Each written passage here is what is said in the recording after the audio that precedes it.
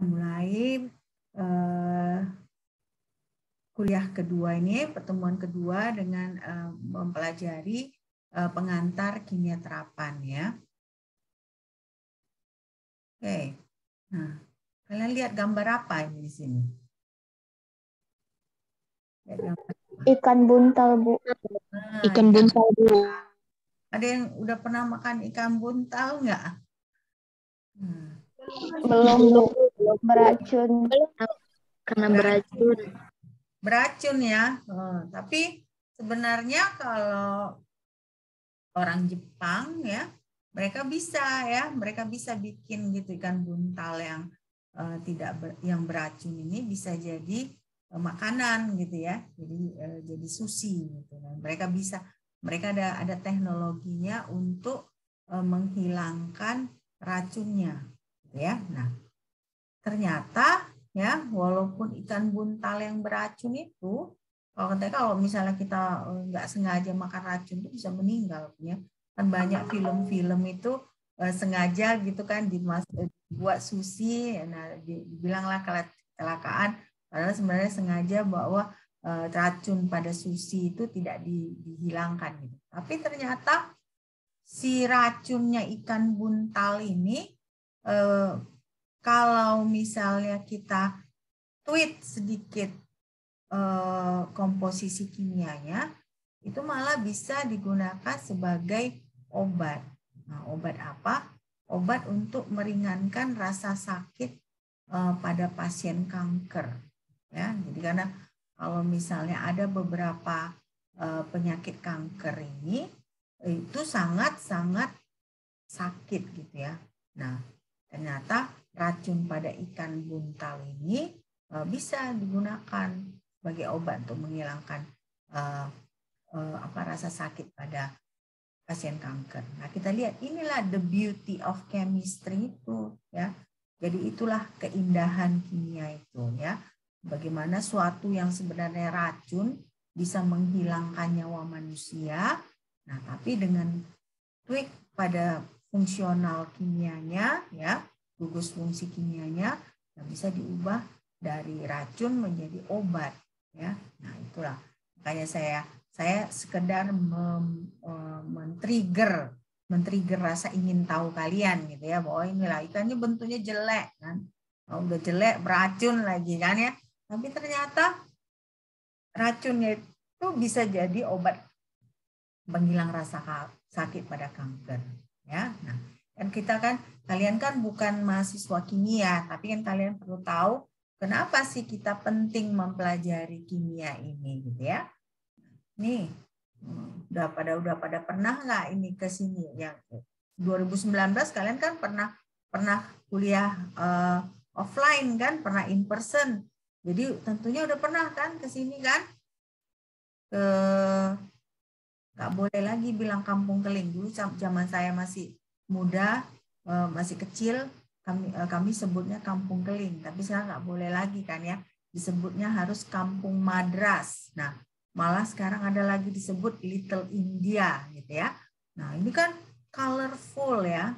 Kalau kalian lihat ini dari awan biru ya kan. Nah, ini baru ada warna-warna, ada berbagai macam materi, ada logam, ada aspal. Nah, ini semua kimia. Ya, kimia. Udara, komposisi udara itu kimia. Baru warna-warna ini kan pigmen. Nah, itu kimia. Nah, ini materialnya ini kan ya ada plastik, ya kan, yang becanya plastik. Nah, baru ini mobil ini ada metal, tapi ada kaca juga, ada silika.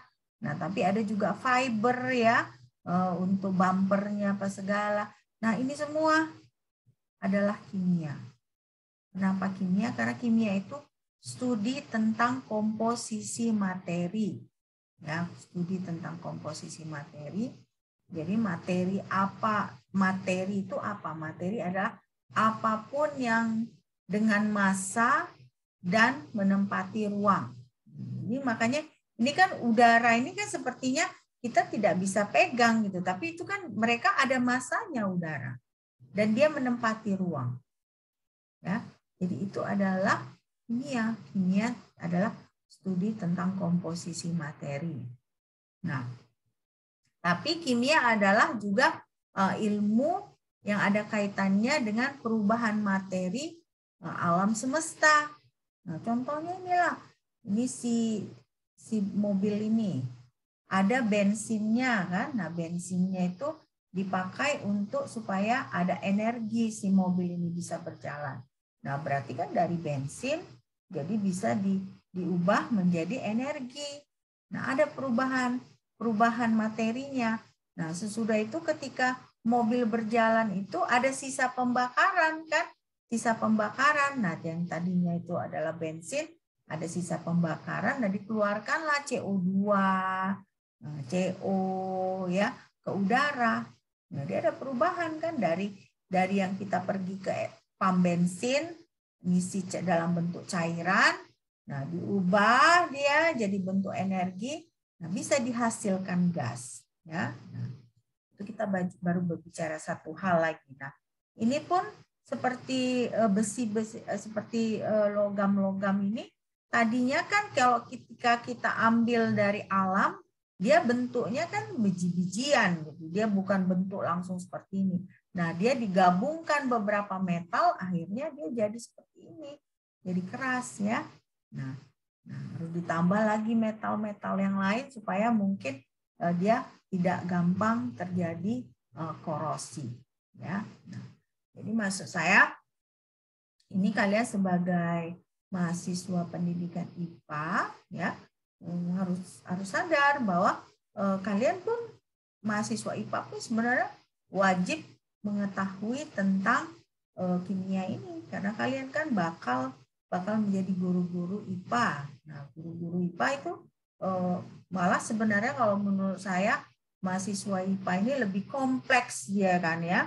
Nah, kalian harus dipersiapkan kimianya, kalian harus dipersiapkan fisikanya, kalian harus dipersiapkan biologinya. Nah, jadi lebih kompleks kalian karena ilmu pengetahuan alam itu kan luas. Nah, salah satunya itu adalah ini kimia ini ya. Nah, sekarang kita mau lihat sehari-hari kita ada nggak dealing dengan kimia. Nah, ternyata kita banyak dealing dengan kimia. Ini saya ada ambil di internet ya. Ada yang suka pakai Clorox nggak kalau nyuci baju pakai Baiklin? Pakai Bu untuk baju putih. Untuk baju putih kan Baiklin. Nah, baru ada nggak juga kalian misalnya yang suka masak pakai cuka? Ada Bu. Biasanya buat acar. apa? Ada Bu. Buat acar Bu. Acar kan? Nah ini kan ada nggak yang perutnya sering merasa nggak enak? Ada asam lambung, kebanyakan ngerjain tugas KKNI, keluar asam lambung. Nah ini ada Bu. Sering Bu. Pepto-Bismol. Semua ya, semua stres ngerjain KKNI ya. Nah ini dia Pepto-Bismol. Nah, jadi berarti kan kimia itu dalam sehari-hari, kehidupan sehari-hari. Nah, banyak yang deterjen itu kimia. Ya kan? Jadi sehari-hari kimia itu. Nah ini aja lagi hidrogen peroxide. Kadang-kadang kalau misalnya gigi kita sakit pun kan bisa kita pakai hidrogen peroxide. Nah ini juga yang sesuatu sebenarnya nggak boleh ditaruh di makanan. Nah, orang Indonesia kreatif ditaruh di makanan boraks ya. Padahal boraks itu sebenarnya dibuat untuk hal yang lain gitu ya. Tapi orang Indonesia terlalu kreatif. Nah, ditaruhlah di bakso, itu yang bikin nggak bagus. Nah jadi makanya kimia itu ada dalam sehari-hari kita. Hal-hal yang simple ya. Nah ternyata kalau misalnya kalian ke dapur, ada kimia, garam, gula, itu kimia kan, maksudnya senyawa kimia ya. Nah, jangan pula nanti kalian anggap nanti ada slide selanjutnya yang kita renungkan lagi apakah kimia itu sesuatu yang berbahaya atau tidak gitu ya. Nah, jadi inilah kehidupan sehari-hari kita kimia. Nah, baru ada the misconception of chemistry. Nah, jadi sering sekali kimia itu disalahartikan gitu ya. Jadi kita menganggap kimia itu harus sesuatu yang berbahaya. Jadi ini seringkali kalau misalnya kalian lihat, nanti ada gambar ini kan. Kalau kalian lihat misalnya di label-label, oh ini 100% chemical free katanya. 100% chemical free. Tapi ini bagus, saya lihat kan. Saya ambil di internet. Nah, 100% chemical free. Except for all the atoms and molecule that make up the matter you interact with every day. So actually quite a lot of chemicals, really. Nah, jadi seringkali misalnya kalau ada jus bilang kan, oh iya, ini jusnya alami, bebas bahan kimia. Nah, itu salah. Ya, bukan seperti itu maksudnya. Maksudnya harus dibedakan. Apakah itu senyawa kimia alami? Apakah itu senyawa kimia yang disintesis? Nah, senyawa kimia yang disintesis manusia inilah yang lebih sering ada hal-hal yang tidak baiknya. Tetapi kalau senyawa kimia yang dari alam, nah, jadi makanya nggak boleh kita jangan langsung percaya, oh iya itu jusnya itu bebas bahan kimia. Nah, itu nggak benar, karena kan menurut ini apa? Bahwa ada atom, ada molekul yang membentuk si jus ini yang pada dasarnya sebenarnya itu chemicals. Tapi maksudnya mungkin di sini, oh ini adalah bahan alami yang tidak terbuat dari senyawa kimia sintesis gitu. Nah, itu bisa, itu baru benar gitu ya. Kenapa? Karena ya semua materi itu mengandung bahan kimia. Bahkan badan kita ini kan mengandung bahan kimia, ya kan? Nah, kulit, ya kan, selulosa, nah ada lemak, lipid, ya kan? Nah, semua. Jadi makanya produk alami itu terbuat dari bahan kimia. Nah, sekarang bedanya apa? Apakah bahan kimianya itu sintesa atau apakah bahan kimianya itu bahan kimia alami? Ya. Nah, sekarang ada 5 bidang kimia, ya. Nah, kimia itu ada 5 bidang. Ini tubuh manusia kan? Nah, tubuh manusia. Nah, kalian lihat dengan atributnya juga. Nah, dari sini bisa kita lihat 5 bidang kimia, 5 bidang penelitian kimia. Nah, yang pertama kita lihatlah biokimia, ya, biochemistry. Nah, biokimia ini apa yang dipelajari? Biasanya kan yang dipelajari metabolisme, baru mempelajari energi. Nah, ternyata ini di sini ditulisnya. Nah, ditunjukkan otot. Ini otot kan, serat-serat otot. Jadi, a biochemist might study how the energy used for the contraction of muscle is produced and stored. Jadi, seorang biokimiawan itu, kan, dia itu mempelajari bagaimana energi yang dimakan si gadis, makanan yang dimakan si gadis ini diubah menjadi energi. Nah, setelah diubah menjadi energi, nah energi yang terbentuk di dalam tubuhnya itu digunakan untuk pergerakan otot. Ya. Pergerakan otot, dan sebagian ada yang disimpan. Makanya kalau misalnya orang yang banyak makan, kurang bergerak, nah itu kan berarti sebagian energi yang dihasilkan itu ya diubah jadi lemak, ya. Nah, jadi itu ya orang ahli-ahli biokimia mempelajari hal ini. Nah, baru ini ada lutut, ya, lutut. Nah, lutut ini ada bagian dari kimia anorganik. Ya. Nah, kimia anorganik. Bagaimana kimia anorganik? Itu kan berarti mempelajari sesuatu yang tidak organik, ya. Berarti sesuatu yang dia misalnya metal atau misalnya kalsium dalam hal ini. Nah, makanya ini ahli-ahli kimia anorganik mempelajari bagaimana kalsium dapat mempengaruhi pertumbuhan dan bagaimana apakah kalsium bisa memperbaiki kalau ada tulang yang retak. Nah, makanya sekarang kalian yang yang wanita, bagus kalau dari sekarang kalian minum vitamin, minum kalsium ya, suplemen kalsium, karena nanti efeknya di masa depan kalau kalian kurang kalsium itu gampang retak tulang-tulang kita ya. Nah, itu anorganik. Nah, selanjutnya ini kimia fisika. Kimia fisika, nah ternyata kimia fisika itu ada mempelajari bagaimana bagaimana si proses pernafasan dari si gadis ini, ya, bagaimana laju pernafasannya itu mempengaruhi performance dari dia bermain bola. Nah, jadi laju reaksi. Nah, ada yang hitung-hitungan itu ada kaitannya dengan kimia fisika. Nah, baru ada juga organic chemistry, berarti kimia organik. Nah, kimia organik ini dia bisa, contoh penelitiannya adalah membuat obat yang bisa membantu si gadis ini tidak terkena serangan asma. Nah, ternyata si gadis ini kan ada asmanya, maka ada inhaler gini kan, ini kan inhaler. Nah, di dalam inhaler ini kan ada obat. Nah, obatnya itu biasanya dikembangkan oleh organic chemist, ya, kimia organik, seorang yang mengerti kimia organik.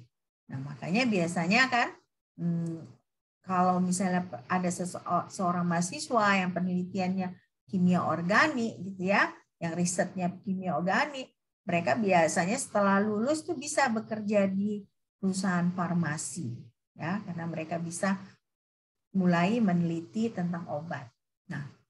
Nah, bagian yang terakhir dari kimia adalah kimia analitik, ya. Nah, kimia analitik ini apa? Nah, kimia analitik ini biasanya mereka menganalisa, mendeteksi apakah ada chemicals, ya, apakah ada bagaimana darah si gadis ini. Nah, misalnya diambil darahnya, nah diteliti bagaimana kandungan gulanya, kandungan kolesterolnya, apakah organ-organnya berfungsi. Nah, bisa dideteksi oleh kimia analitik, ya, karena kimia analitik mampu mendeteksi komposisi senyawa kimia di dalam tubuh, misalnya contohnya, atau komposisi polutan di udara. Nah, itulah tugas dari kimia analitik. Ya, nah, jadi kalian bisa lihat inilah 5 bidang dalam kimia.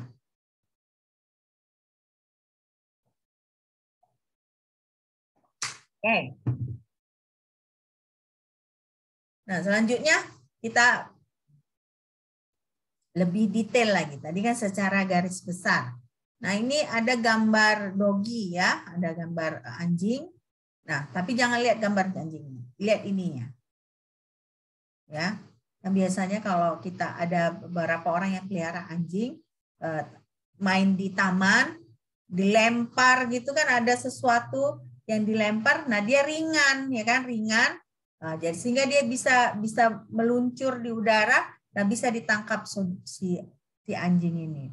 Nah, kimia organik tadi kan saya bilang bisa meneliti tentang obat asma contohnya. Tapi kimia organik ini juga bisa meneliti materi yang seperti ini contohnya. Materi apa? Materi yang ringan tetapi kuat. Ya, jadi banyak sekarang ahli-ahli kimia organik, mereka mengembangkan misalnya plastik, yang ini kan biasa dari plastik yang ringan, ya, supaya ketika dilempar dia bisa terbang, tetapi dia tahan lama. Nah, jadi ini si plastik ini dari bahan apa? Nah, biasanya itu ada mengandung karbon. Nah, karena kalau kimia organik itu adalah senyawa-senyawa yang ada karbonnya.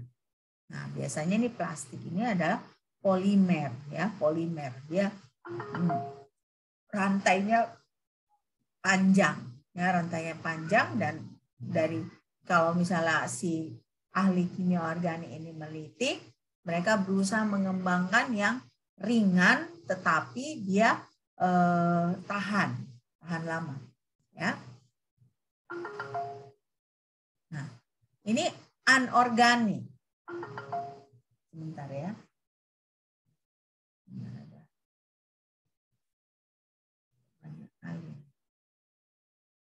Siapa yang sakit ini? Sastro ya. Sastro.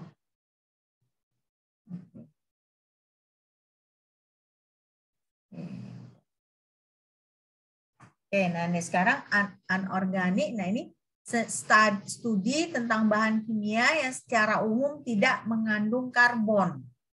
Jadi contohnya ya seperti batu, metal, ya kan, batu ini kan mengandung mineral-mineral ya. Nah, jadi batu, metal, inilah yang bisa kita pelajari di kimia anorganik. Nah, baru secara detail bagaimana sebenarnya si kimia organik. Nah, kimia organik ini kan misalnya ada logam, ya. Nah, logam ini ahli kimia organik ini bisa meneliti bagaimana logam ini bisa dipakai untuk menjadi bahan konstruksi bangunan.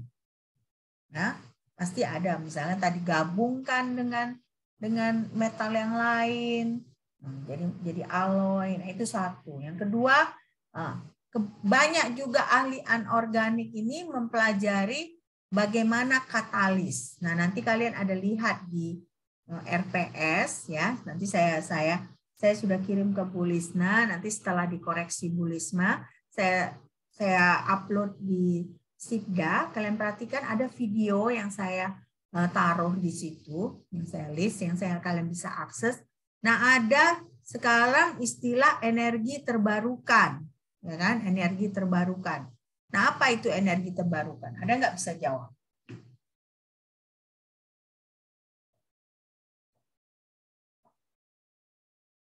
Apa itu energi terbarukan?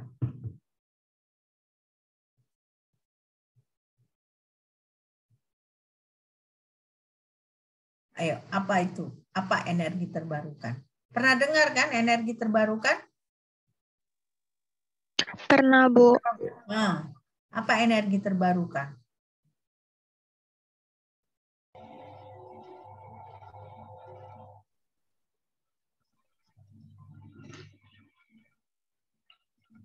Energi tenaga surya. Energi yang berkelanjutan yang berasal dari alam, Bu. Energi yang berkelanjutan yang berasal dari alam, ya. Nah, berarti kalau berkelanjutan maksudnya dia bisa terus-menerus ada, ya. Nah, kenapa terbarukan? Karena dia menggantikan minyak bumi, ya kan? Nah, minyak bumi ini kan dia tidak sustainable istilahnya. Ya, jadi energi terbarukan ini biasanya energi yang sustainable. Nah, nanti kalian ada lihat di RPS, saya ada taruh ada dua, satu itu case method, satu itu project based learning, ya. Nah, jadi kalian bisa akses dulu videonya di situ, ya. Kalian tonton. Nah, dari situ nanti kalian renungkan lagi dengan teman-teman bagaimana itu sustainable energi. Nah, ternyata kimia anorganik ini mengembangkan katalis untuk energi terbarukan, ya.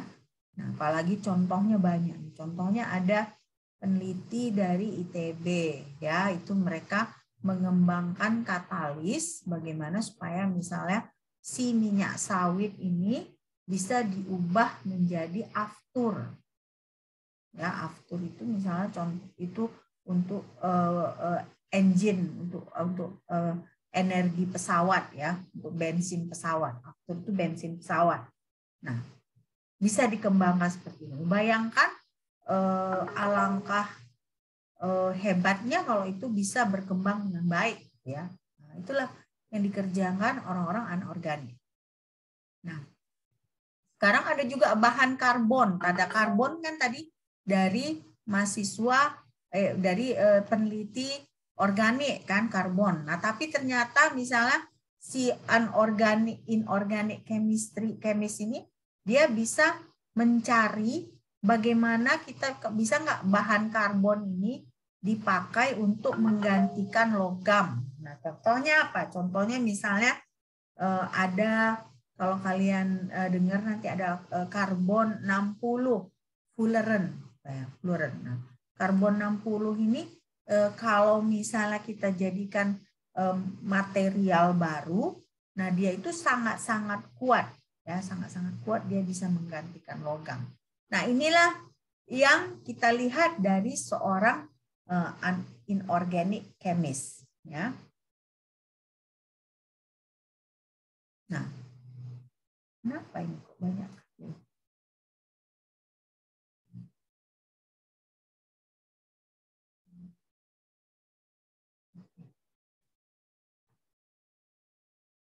Nah, ini terus. Nah, ini selanjutnya kita masuk ke biokemis, ya. Biokemis, ya tadi saya cerita dia proses bagaimana proses yang terjadi pada organisme hidup. Nah, makanya kalau kalian perhatikan lebih jauh, misalnya kalau kalian jalan-jalan ke lab kimia, nah tanya-tanya misalnya kalau ada beberapa dosen yang penelitiannya biokimia, nah mereka banyak bekerja dengan misalnya bakteri, gitu ya, atau ada beberapa yang lebih canggih virus, ya. Nah, jadi kalau kalian tahu sekarang kita pandemi ini karena virus apa? Ini kita udah hampir 3 tahun di rumah aja, ini karena virus apa? Ada yang bisa kasih tahu saya? Virus corona, Bu. Corona, Bu. Corona. Corona, Bu. Kenapa disebut virus corona? Kenapa? Kenapa disebut virus corona? Corona dia. Corona itu apa artinya? Mahkota. Mahkota, ya, atau kayak seperti matahari kan. Ya, jadi virus corona itu kalau kalian lihat modelnya itu dia ada kayak tentakelnya gitu ya. Nah, makanya disebut corona, ya. Karena dia seperti matahari gitu ya. Nah, jadi ahli-ahli biokimia ini bisa juga mempelajari virus-virus seperti itu, ya. Nah, makanya kalau dulu awal-awal kita pandemi kan katanya ada yang bilang, oh iya ini virusnya keluar dari lab. Nah, memang di Wuhan itu ada satu lab yang mereka memang khusus mempelajari virus-virus berbahaya. Nah, menurut mereka mempelajari itu karena mau mencari vaksinnya, tapi kita nggak tahu lah, ya. Tapi ya itu makanya ilmu kimia ini, ya, kalau misalnya orang jahat yang mempelajarinya, orang-orang yang tidak ada hati nuraninya, bisa berbahaya, ya. Makanya ketika kita mempelajari suatu ilmu, nah, digabungkan juga dengan ilmu agama kita, ya, nah, supaya apa yang kita pelajari itu bisa kita aplikasikan ke hal-hal yang baik, yang berguna kepada manusia, ya. Karena makanya ilmu-ilmu ini berbahaya kalau misalnya yang pelajaran itu ada niat jelek di hati, ya. Nah, ini biokemis kan. Nah, jadi obat baru, ya, ntar saya perbaiki ini. Ada obat baru kan, tadi saya ceritakan ada apa namanya, bisa virus, ya. Nah, ini juga jadi bagaimana energi dan menemukan obat baru. Makanya kalau misalnya kalian lihat di TV itu banyak itu ahli-ahli biokimia sebenarnya bekerja sama dengan ahli-ahli farmasi untuk mencari vaksin dari COVID ini, ya. Karena mereka menemukan obat baru, menemukan vaksin, ya. Saya salah ketik ini, ya. Sorry, ya.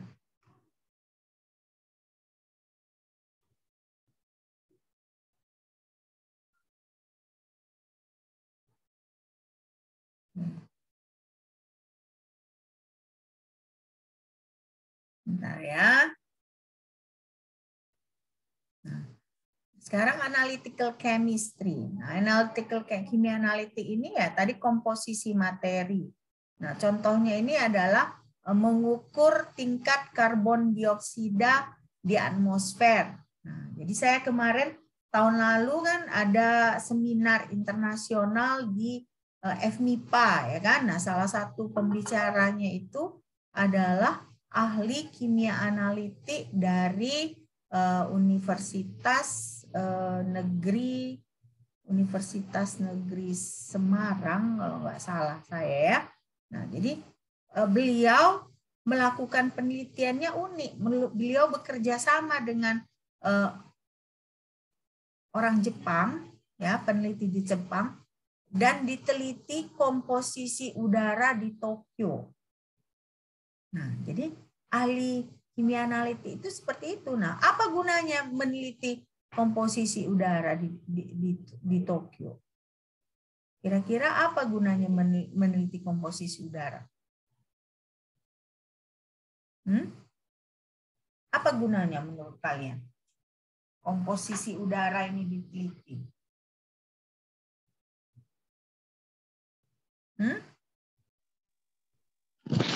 Mungkin untuk mengetahui komponen apa saja, Bu, yang terdapat di udara di Tokyo dan bisa jadi dibandingkan dengan negara Indonesia gitu, Bu.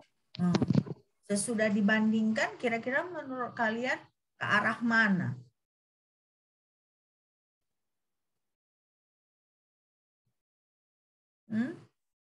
Ke arah mana? Setelah kita tahu komposisinya, terus kita bisa tahu gitu apakah misalnya di udara di Tokyo itu apakah tinggi nggak tingkat polusinya, ya kan? Kalau dengan mengetahui komposisi udara kita bisa tahu apakah tingkat polusinya tinggi apa tidak, ya. Nah, itu satu. Nah, sesudah itu ya akhirnya mungkin diberikan solusi apakah mungkin kendaraan bermotor harus dikurangi kah, ya. Jadi bagaimana cara mengurangi kendaraan bermotor? Ya contohnya mungkin public transportation dibaguskan kualitasnya, ya. Kalau kita di Medan kan public transportation-nya kan kurang bagus kan, ya. Jadi makanya kalian mahasiswa mungkin lebih pilih naik kendaraan bermotor sendiri dibandingkan naik angkot gitu ya. Karena kita ngeri kan angkot ada beberapa bulan terakhir ini adalah yang ditabrak kereta api lah, ada yang mabuk di jalan supirnya. Nah, jadi kalau misalnya tadinya ada peneliti yang mengukur tingkat polusi di Medan gitu misalnya, pasti disarankan gitu sebaiknya transportasi umum itu diperbaiki. Nah, itulah kalian lihat gunanya kimia analitik ini. Dengan hanya mengukur komposisi udara, kita bisa tahu apakah tingkat polusi di daerah tersebut tinggi atau enggak. Nah, apa sarannya? Nah, jadi banyak juga kebijakan publik itu, ya, sebelum pemerintah mengeluarkan kebijakan publik itu sebaiknya memang harus dilakukan penelitian seperti itu, ya. Nah, misalnya seperti di Singapura kan, kalau kalian misalnya pergi ke Singapura, jarang sekali orang pakai kendaraan sendiri. Kenapa? Mahal kendaraan di sana. Kalau mau beli mobil gitu contohnya mahal. Kenapa? Karena itu memang kebijakan pemerintah Singapura supaya tidak semua orang pakai kendaraan pribadi. Nah, bagaimana jadinya orang-orang? Jadi makanya transportasi umum di Singapura sangat-sangat bagus, ya, nyaman, aman, dan bagus gitu ya. Jadi orang nggak punya mobil pun tetap bisa kemana-mana. Tapi kalau kita di Medan ini, misalnya contohnya, saya misalnya kalau mau ke Unimed, kalau nggak naik kendaraan sendiri, mau naik angkot, aduh namanya bukan main. Angkotnya panjang. Dari rumah saya itu mungkin harus nyambung berapa kali. Tapi kalau tadinya seandainya misalnya ada aja kereta api listrik gitu ya. Saya misalnya di drop aja di kereta api listrik dan saya bisa naik kereta api listrik sampai mana. Nah, dari kereta api listrik itu mungkin ada shuttle ke Unimed. Nah, saya pilih naik kendaraan umum seperti itu. Tapi masalahnya ya, kendaraan umum kita tidak apa. Nah, jadi kimia terapan itu kalau kalian lihat kemana-mana dia, ya. Nah, kita teliti satu hal dengan baik. Nah, ada kesimpulannya. Nah, dari kesimpulan itu harus juga ada solusinya. Ya, ini yang analytical chemist. Nah, inilah tadi saya bicarakan bahwa mentes bagaimana komposisi udara, ya, keberadaan polusi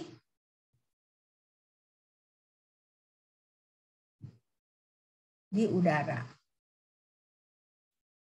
ya, keberadaan polusi di udara.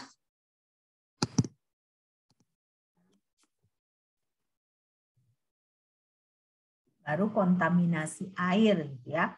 Jadi ada juga penelitian, diteliti air. Ya. Nah, ini kalau kalian lihat ini gambar ini, apa yang kalian bisa lihat dari gambar ini? Bagaimana kira-kira kesannya gambar ini, kota yang ini?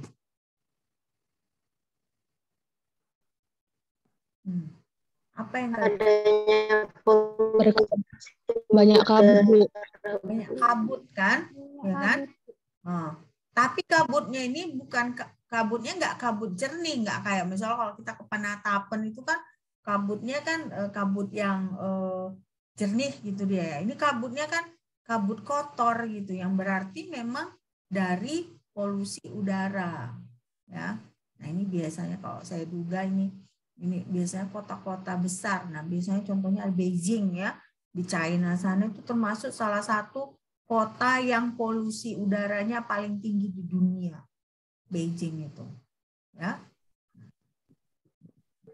Makanya ini juga fungsi dari air juga. Sungai di Indonesia ini salah satu ada sungai yang paling jorok. Sungai Citarum namanya, ya.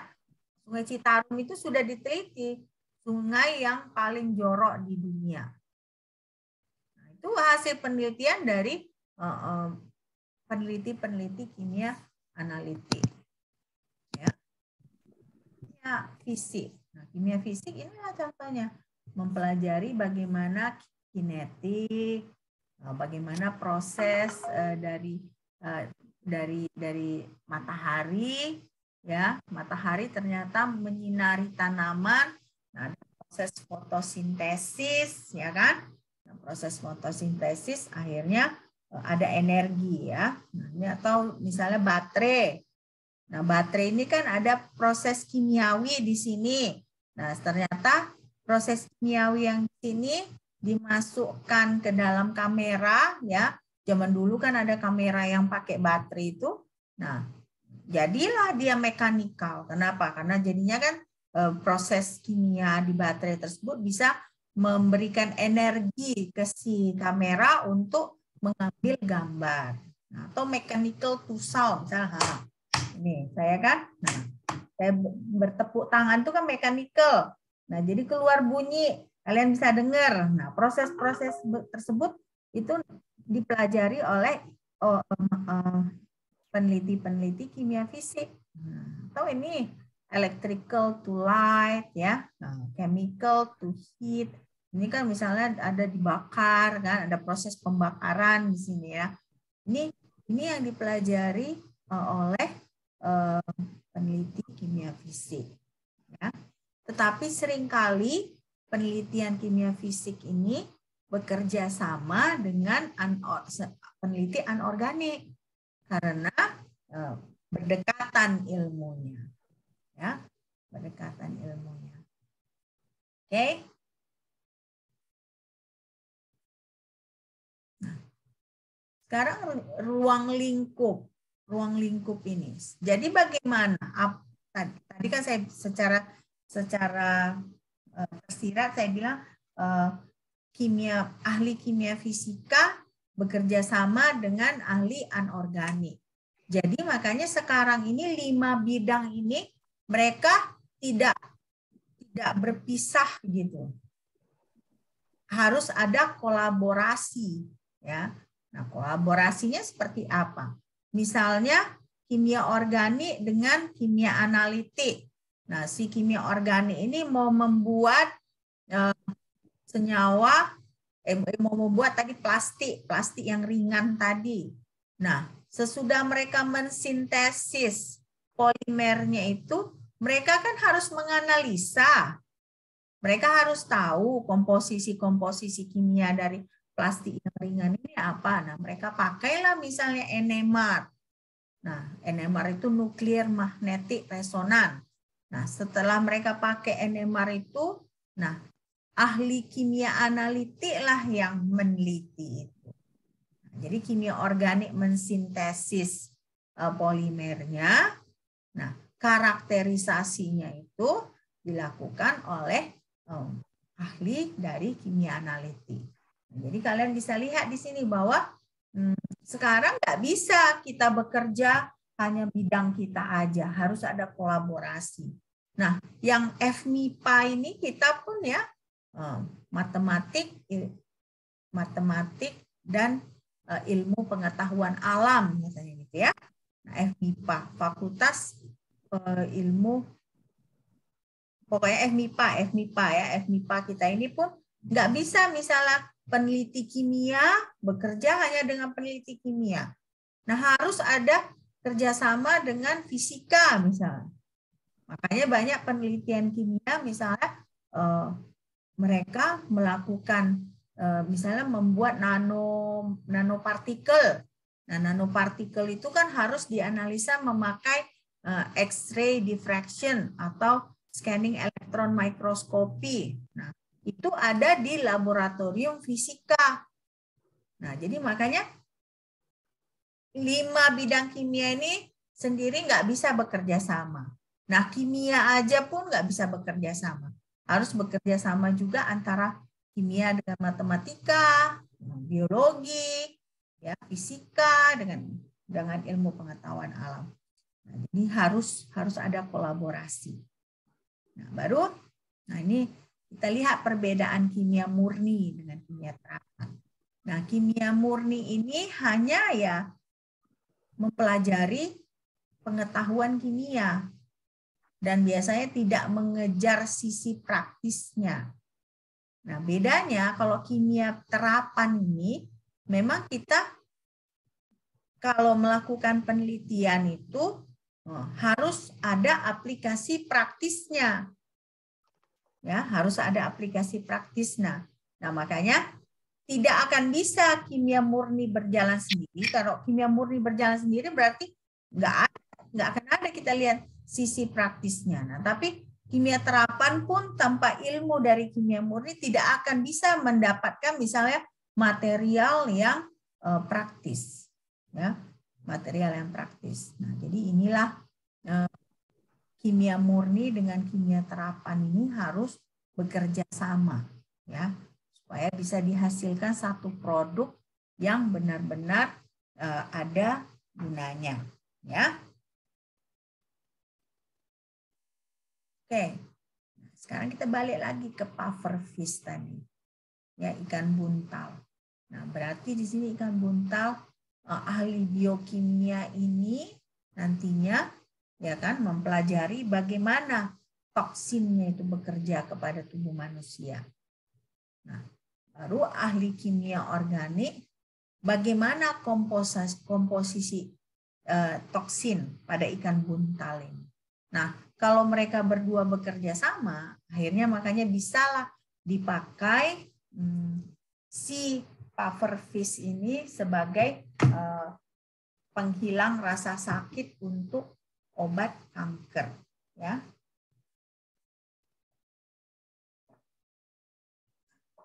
Oke. Nah, kita lanjut.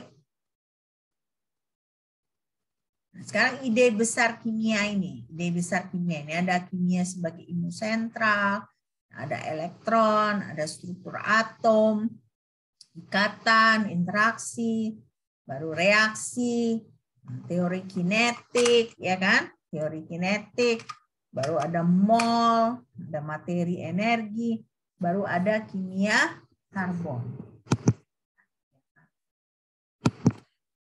Ini dia. Tumpang tindih. Ya kan tadi saya secara nggak langsung ada bilang ke kalian bahwa nggak bisa hanya kimia sendiri bekerja sama dengan peneliti kimia, harus bekerja sama dengan peneliti yang lain. Nah, ini contohnya. Kimia kita letakkan di tengah, Mbak ya. Nah, dengan biologi. Nah, biologi itu mikrobiologi, fisiologi, genetik. Nah, ini perlu semua ilmu kimia.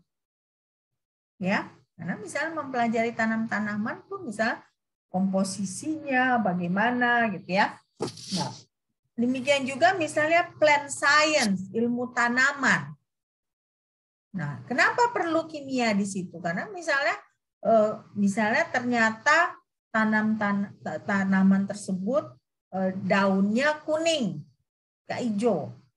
Nah, berarti kan butuh ahli kimia kira-kira senyawa apa yang bisa mengubah daun tanaman tersebut dari kuning menjadi hijau. Ya.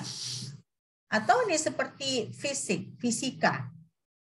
Tentunya harus bekerja sama dengan kimia karena mempelajari atom, atomik nuklir ya, baru spektroskopi material. Ya, spektroskopi itu kan alat-alat yang menggunakan energi ya, energi foton gitu ya. Nah, jadi ini butuh kerjasama dengan kimia. Nah, bagaimana dengan geologi? Nah, ingat kimia itu kan ada kimia anorganik. Nah, geologi itu mempelajari batu-batuan, ya kan? Nah, ini mereka butuh bekerja sama. Ya, makanya ketika saya S3, nah salah satu pembimbing luar saya itu dosen dari geologi. Ya, karena kebetulan yang saya teliti itu adalah metal logam tanah jarang ya. Logam tanah jarang yang ada gunanya dengan sebagai katalis gitu. Nah ternyata pembimbing luar saya ini yang dari geologi bisa memberikan saran-saran untuk saya ya. Nah, yang paling ketat lagi kesamaannya itu dengan kedokteran. Makanya kalau kalian ada punya teman mahasiswa kedokteran, pasti mereka wajib mengambil mata kuliah kimia. Karena kalau misalnya mereka seorang dokter itu kan harus memberikan resep kan, meresepkan obat. Nah, bagaimana mereka meresepkan obat kalau misalnya mereka nggak tahu komposisi dari obat tersebut. Nah, makanya mereka wajib mempelajari kimia, ya. Karena di situ misalnya obat-obatan itu kan harus tahu komposisinya bagaimana. Nah, atau nutrisi. Nah, nutrisi itu kan juga dipelajari memakai kimia juga, ya. Nah, ini juga biochemistry, ya. Imunologi, endokrinologi. Nah, ini semua adalah ilmu-ilmu ya yang ada kaitannya dengan kimia, ya. Atau inilah environmental science, ya kan? Environmental science. Nah, tadi saya seperti singgung dengan kalian kan, kalau misalnya komposisi udara itu, nah dari situ bisa tahu apakah ada polusi atau tidak. Nah, di situ sebenarnya si environmental science ini bekerja sama dengan kimia, ya, bekerja sama dengan kimia. Makanya nggak bisa berdiri sendiri, dia harus kolaborasi dengan ilmu-ilmu yang lain. Ya, oke. Nah, saya rasa sampai di sini dulu perkuliahan kita, kan? Karena memang kita sampai 11.20 ya, tetapi saya rasa 1 jam itu sudah cukup berat bagi kalian mendengarkan saya di depan laptop ya. Jadi kita usahakan 1 jam kita bertemu ya kan. Baru nanti Kalian bisa pelajari lebih jauh dari RPS. Saya sudah buat RPS-nya dengan lengkap. Oke, nah sampai di sini apakah ada pertanyaan? Enggak ya? Kira-kira menarik enggak ilmu kimia itu? Sangat menarik, Bu. Menarik, Bu. Tentunya menarik, Bu. Menarik, Bu. Seru. Menarik, Bu.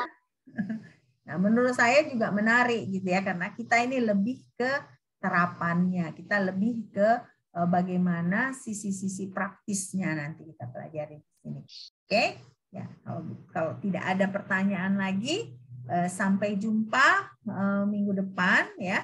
Nah, jangan lupa dibaca kontrak perkuliahannya, baru nanti mohon ditandatangani oleh si Sastro, katanya sakit ya. Iya, benar, Bu. Oke, ya udah apa-apa. Apakah bisa dia nanti nanda tangani secara online walaupun sakit? Bisa, Bu. Mungkin nanti kontraknya menyusul ya, Bu. Ya, oke. Oke, kalau begitu sampai jumpa minggu depan. Tetap semangat. Jaga kesehatan. Oke, bye. Terima kasih, Bu. Terima